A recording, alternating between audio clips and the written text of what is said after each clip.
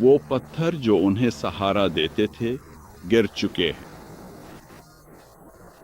لیکن یہ مشینیں ایک دوسرے کے ساتھ جوڑی جا سکتی تھیں اور انہیں رسیوں سے باندھا جا سکتا تھا۔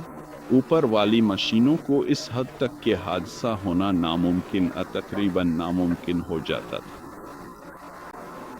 اب جب وہ اہرام کی چوٹی تک پہنچ گئے تو انہوں نے سیڑھیوں کو بھرنا شروع کر دیا۔ اس مقصد کے لیے تراشے گئے پتھروں سے، اور یہ یقیناً زیادہ سخت پتھر تھے جو پانی کو اندر جانے اور اہرام کے کناروں کو کٹاؤ سے بچاتے تھے، جو کہ ظاہر ہے اس وقت ہو چکا ہے۔